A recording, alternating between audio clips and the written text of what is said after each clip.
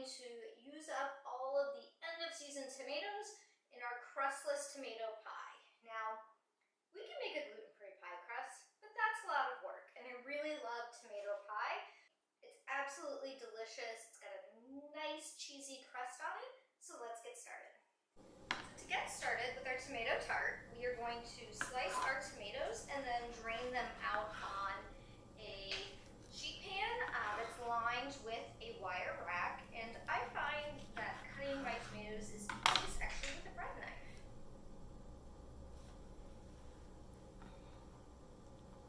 And we're going to do a couple pounds of tomatoes. It's going to be about 3 large slicing tomatoes, so depending on the size of your tomato, you may need a little more, a little less, and then I save the little parts and chop those up for my salads.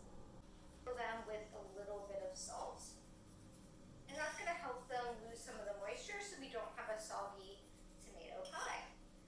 So while the tomatoes are resting, it takes about 20 minutes, I'm going to go ahead and preheat the oven to 375. Next, we're going to make the filling, which is going to be our scallions, basils, cheese, and all of our seasonings. So let's get started. In a mixing bowl, combine garlic, green onions or scallions, cheddar cheese, leaving back some of the cheddar cheese, which we're going to mix with our Parmesan, and that's going to go on the top to create a beautiful crust. Once that's mixed together, we're going to go ahead and add our potato starch or cornstarch, whichever works for you, and then we're going to add Dijon, mayo, beaten eggs, 2 of them, and give that a nice stir. And then finally, we're going to chop up a lot of basil. You need at least a 1/4 cup, but you can always add more, measure with your heart.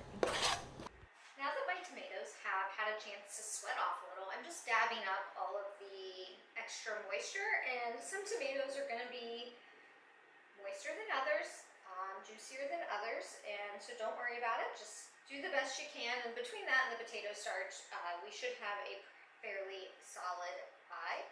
Now it's time for assembly. So I'm going to go ahead and scoop a little bit of this in, and don't worry if it's not totally perfect and totally covered. It's, with any kind of layered dish, perfection is not key. It'll all kind of come together in the end.